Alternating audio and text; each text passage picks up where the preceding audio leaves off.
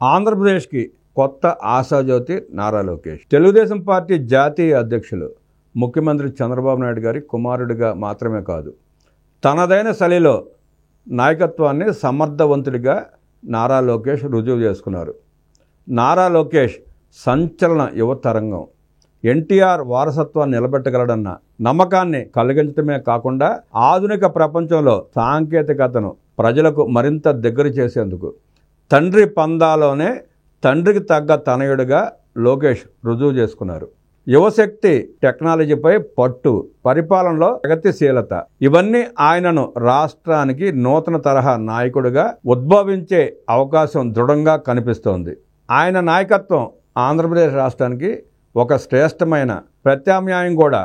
లోకేష్ ఒక ఆధునిక విశ్లేషణాత్మక యువత ప్రేరేపిత నాయకుడు. సాంకేతికతతో పరిపాలనలో పారదర్శకతను తీసుకురావడంలో ఆయన చూపిస్తున్న ప్రతిభ విశేషమైనది. భవిష్యత్తులో రాష్ట్ర అభివృద్ధికి కీలకమైన మార్గదర్శకుడిగా ఎదిగే అవకాశాలు ఎక్కువగా ఉన్నాయి. లోకేష్ రాజకీయాల్లోకి సున్నితంగా ప్రవేశించి పవర్ఫుల్ నాయకుడిగా గుర్తింపు పొందారు. ప్రత్యేకంగా యువతకు ప్రోత్సాహం ఇచ్చే కార్యక్రమాలు తీసుకురావడంలో ఆయన ముందున్నారు. టెక్నాలజీతో అభివృద్ధి, యువతతో పాలన అన్న భావనను ఆచరణలోకి తీసుకువస్తున్న యువ నాయకుడు లోకేష్. భవిష్యత్ రాజకీయాల్లో కీలక పాత్ర పోషించబోతున్నారని అనేక మంది విశ్లేషకులు భావిస్తున్నారు. యువతకు మార్గదర్శి, పాలనలో నూతన దృక్కోణం, నూతన ఆలోచనలు, పరిపక్వత, సాంకేతిక సామర్థ్యం, వ్యవస్థాపక అనుభవం లోకేష్ని భవిష్యత్తు ముఖ్యమంత్రి అభ్యర్థిగా చూస్తున్నారు ప్రజలు కూడా. లోకేష్ తన విద్యాభ్యాసాన్ని అమెరికాలోని స్టాన్ఫోర్డ్ యూనివర్సిటీలో పూర్తి చేశారు. బిజినెస్ అడ్మినిస్ట్రేషన్లో మాస్టర్ డిగ్రీ పొందిన ఆయనకు ఆర్థిక, వ్యూహాత్మక, టెక్నాలజీ రంగాల్లో విశేష అవగాహన ఏర్పడింది. టెక్నాలజీని, అభివృద్ధిని కలపగల నూతన తరహా నాయకత్వం ఆయనలో ఉంది. ఆ ప్రపంచ స్థాయి విద్యావ్యవస్థ అనుభవం ఆయన నిర్ణయాల్లో స్పష్టంగా కనిపిస్తుంది. తాను విదేశాల్లో విద్యను అభ్యసించి అంతర్జాతీయ వ్యాపార మేనేజ్మెంట్ రంగంలో అనుభవాన్ని పొంది ప్రపంచ స్థాయిలో వ్యూహాత్మక ఆలోచనలతో పనిచేయగల సామర్థ్యం ఉన్న లోకేష్ వివిధ భాషల్లో, ముఖ్యంగా ఆంగ్లంలో ప్రసంగించడంలో మంచి నైపుణ్యం కలిగి ఉన్నారు. ఇది దేశ విదేశాల్లో పార్టీ ప్రతిష్టను పెంచడానికి ఎంతో ఉపయోగపడుతుంది. లోకేష్ మొదట పార్టీకి కార్యకర్తలతో సంబంధాలను బలోపేతం చేసుకున్నారు. తాను ఐటీ రంగంలో ఉన్న అనుభవాన్ని ఉపయోగించి పార్టీకి, ప్రభుత్వానికి ఆధునిక టెక్నాలజీని ప్రవేశపెట్టారు. పార్టీలో కేడర్ డేటాబేస్, డిజిటల్ క్యాంపెయిన్ వంటి విధానాలు అమలు చేసి డిజిటల్ ప్రచార పద్ధతులను పరిచయం చేశారు. 2017 నుంచి 2019 వరకు లోకేష్ ఐటీ, పంచాయతీరాజ్ మంత్రిగా పనిచేయడంతో ఆయనకు ప్రజాపాలనలో అనుభవం సంపాదించారు. గ్రామీణాభివృద్ధి, ఫైబర్ గ్రిడ్ వంటి పథకాలను విజయవంతంగా అమలు చేశారు. పాలనలో స్పష్టత, గణాంకాల ఆధారిత నిర్ణయాలు తీసుకోవడంతో రాష్ట్రం అంతటా ప్రశంసలు పొందారు. 2023లో ప్రారంభించిన యువగళం పాదయాత్ర ద్వారా లోకేష్ అనేక గ్రామాలు, పట్టణాల్లో పర్యటించి ప్రజల సమస్యలు నేరుగా తెలుసుకుని ప్రజలకు దగ్గరయ్యారు. యువతతో ఆత్మీయంగా మమేకమయ్యే నాయకుడిగా తనను తాను స్థిరపరచుకున్నారు. వ్యక్తిగత గుణాలు, సౌమర్థ్యం, స్థిరత్వం, ప్రగతిశీల దృక్పథం. లోకేష్ మాట్లాడే శైలిలో స్పష్టత, చక్కగా ఉండడం అతని ప్రత్యేకత. తీవ్ర విమర్శలు చేసిన సమన్వయంతో స్పందించగల సామర్థ్యం ఆయనలో ఉంది. మీడియాతో సంభాషించేటప్పుడు కూడా ఆర్థిక మరియు రాజకీయ అంశాలను డేటా ఆధారంగా వివరించగల నైపుణ్యం ఆయన ప్రత్యేకత. లోకేష్ పాదయాత్రను అడ్డుకోవడానికి జగన్ రెడ్డి ప్రభుత్వం ఎన్ని అడ్డంకులు సృష్టించినా తగ్గేదే లేదంటూ పట్టు వదలని విక్రమార్కుడిలా లోకేష్ ముందుకు సాగిన తీరు టీడీపీ కేడర్లో నూతన ఉత్సాహాన్ని నింపింది. లోకేష్ తన పోరాట పటిమ ద్వారా తన నాయకత్వ లక్షణాలపై ఉన్న అపోహలను తొలగించుకున్నారు. లోకేష్ని జగన్ రెడ్డి ముఠ ఎంత అవహేళన చేశారో ప్రజలు చూశారు. ఆ అవమానాలనే సవాళ్లుగా స్వీకరించిన లోకేష్ సుదీర్ఘ పాదయాత్ర చేపట్టడం ద్వారా ఒక మెచ్యూర్డ్ నాయకుడిగా పార్టీ శ్రేణుల నుంచి, ప్రజల నుంచి ప్రశంసలు అందుకున్నారు. తన నాయకత్వంపై పార్టీకి, శ్రేణుల్లో నమ్మకం కలిగించారు. ప్రజలు ప్రజానాయకుడిగా గుర్తించి అక్కన చేర్చుకున్నారు. తనను తాను ప్రజల ముందు ఆవిష్కరించుకున్నారు లోకేష్. భవిష్యత్ నాయకుడు ఎవరు అనుకునే వారికి నేడు లోకేష్ రూపంలో ఆంధ్రప్రదేశ్కి ఆశాకిరణం లభించింది. తన నాయకత్వంపై పార్టీ శ్రేణుల్లో నమ్మకం కలిగించారు. నేడు లోకేష్ పరిణితి చెందిన నాయకుడిగా గుర్తింపు పొందగలిగారు. స్కిల్ డెవలప్మెంట్ కేసులో చంద్రబాబు అక్రమ అరెస్ట్ వలన తెలుగుదేశం పార్టీలో ఏర్పడిన అతిపెద్ద సంక్షోభ సమయంలో అన్ని తానే నిలిచి బలమైన నాయకత్వం ఇవ్వగల భవిష్యత్ నేతగా పార్టీ శ్రేణులకు భరోసా కల్పించారు. చంద్రబాబును అక్రమ కేసులతో అరెస్ట్ చేసిన విధానాన్ని, రాజ్యాంగ హక్కుల హననాన్ని జాతీయ మీడియాకు వివరించిన తీరు, ప్రముఖ జర్నలిస్టుల ప్రశ్నలకు నిజాయితీగా నిక్కచ్చిగా ఇచ్చిన సమాధానాలతో జరిగిన అన్యాయాన్ని జాతీయంగా అంతర్జాతీయంగా ప్రచారం చేయడంలో నిస్సందేహంగా లోకేష్ కృతకృతులయ్యారు. ఢిల్లీలో వివిధ పార్టీల నాయకులను కలిసి జరిగిన అన్యాయాన్ని వివరించి చంద్రబాబుకు అనుకూలంగా వారి మద్దతు కూడా సాధించారు. పార్టీ సంక్షోభ సమయంలో అవిశ్రాంత కృషి చేసి లోకేష్ ప్రతిభను బహిర్గతం చేయడమే కాక సుదీర్ఘకాలం పార్టీకి నాయకత్వం వహించగల సమర్థ భవిష్యత్ నేతను పరిచయం చేసింది. చంద్రబాబును అరెస్ట్ చేస్తే టీడీపీ శ్రేణులు నైతిక స్థైర్యం దెబ్బతినడం ద్వారా తాను పార్టీ లాభపడొచ్చని జగన్ రెడ్డి చేసిన కుట్రను లోకేష్ దృఢ నాయకత్వం పటాపంచులు చేసింది. ఆత్మ సంకల్పంతో లోకేష్ ప్రబల శక్తిగా ఎదిగారు. లోకేష్ ఒక పరిపక్వత కలిగిన, కష్టాన్ని ఓర్చుకోగలిగిన శక్తి, సమర్థత కలిగిన నాయకుడిగా తనను తాను కార్యసాధకుడిగా నిరూపించుకున్నారు. మహానటుడు ఎన్టీఆర్ స్థాపించిన తెలుగుదేశం నాటి కాంగ్రెస్ పార్టీని మట్టి కరిపించి 9 నెలల్లోనే అధికారంలోకి వచ్చింది. ఎన్టీఆర్ ఊరు వాడా తిరిగి ప్రతి ఓటర్ గుండె తట్టారు.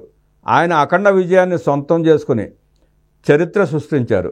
అధికారంలోకి వచ్చి ఎవరూ ఊహించిన విధంగా సంక్షేమ కార్యక్రమాలని అమలు చేసి చూపించారు. అది అన్న ఎన్టీఆర్ క్రెడిబిలిటీ. తర్వాత రంగప్రవేశం చేసిన చంద్రబాబు నాయుడు కూడా మొదట ఎన్నో సవాళ్లు ఎదుర్కొన్నారు. ఆనాటి పరిణామాల నేపథ్యంలో ఆయన ముఖ్యమంత్రి అయ్యారు. ఇటు ప్రభుత్వాన్ని అటు పార్టీని జనాభిప్రాయానికి అనుగుణంగా నడిపించారు.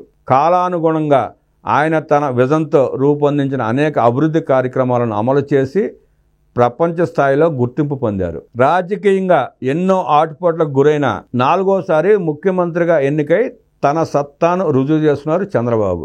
ఇప్పుడు తెలుగుదేశంలో 3వ తరం నాయకత్వం తెరపైకి వచ్చింది. నారా లోకేష్ సంచలన యువతరంగం. ఎన్టీఆర్ వారసత్వాన్ని నిలబెట్టగలడన్న నమ్మకాన్ని కలిగించడమే కాకుండా ఆధునిక ప్రపంచంలో సాంకేతికతను ప్రజలకు మరింత దగ్గర చేసేందుకు తండ్రి పందాలోనే చంద్రబాబుకి తగ్గ తనయుడిగా లోకేష్ రుజువు చేసుకున్నారు.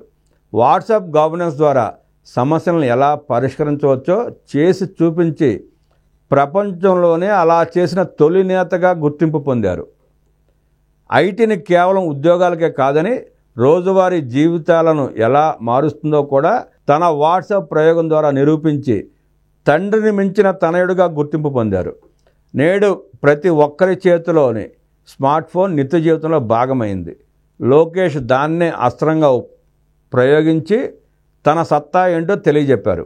వారసత్వం అంటే అధికార పీఠం కాదని, సామాన్యుడి సంక్షేమాభివృద్ధిని నిరంతర అధ్యయనంతో పెంపొందించడమేనని కొత్త నిర్వచనం ఇస్తున్నారు నారా లోకేష్.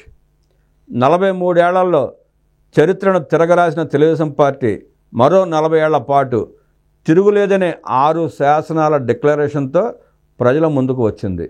కడపలో జరిగిన టీడీపీ మహానాడు అత్యంత ప్రాధాన్యతను సంతరించుకున్నది. కార్యకర్తే అధినేత, యువగళం, సామాజిక న్యాయం, పేదల ప్రగతి, స్త్రీ శక్తి, అన్నదాతకు అండగా, తెలుగు జాతి విశ్వఖ్యాతి అనే 6 శాసనాలు మార్గదర్శక సూత్రాలంటూ చేసిన కీలక తీర్మానం అద్భుతమైంది. పాత తరం విలువలు, కొత్త తరం ఆలోచనలే 6 శాసనాలు.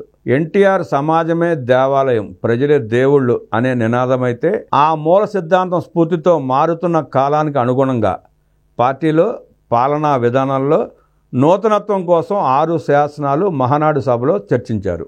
నా తెలుగు కుటుంబం పేరుతో 6 శాసనాలతో తెలుగు జాతిని ప్రపంచంలో నెంబర్ 1 చేయాలని నిర్ణయించారు. రాజకీయ పాలనా అంశాల్లో స్టేట్ ఫస్ట్ విషయంలో కార్యకర్తే ఫస్ట్, కార్యకర్తే అధినేత. అది జరగాలంటే లోకేష్ ప్రతిపాదించిన 6 శాసనాల్లో కార్యకర్తే అధినేత అనేది చాలా కీలకం.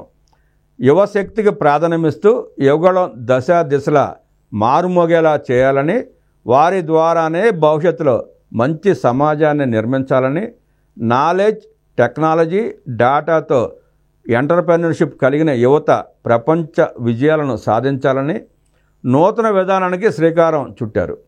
ఎన్టీఆర్ ఏ ఆశయాల కోసం పార్టీని స్థాపించారో వాటిని సాకారం చేసేందుకు పునరంకితం కావాల్సిన బాధ్యత తెలుగు తమ్ముళ్లకు ఉంది అంటున్నారు లోకేష్. ఆయన ఇప్పుడు పార్టీలోనూ ప్రభుత్వంలోనూ కీలకంగా వ్యవహరిస్తున్నారు. పరిపాలన, పార్టీ వ్యవహారాల్లో తనదైన ముద్ర వేసుకున్నారు.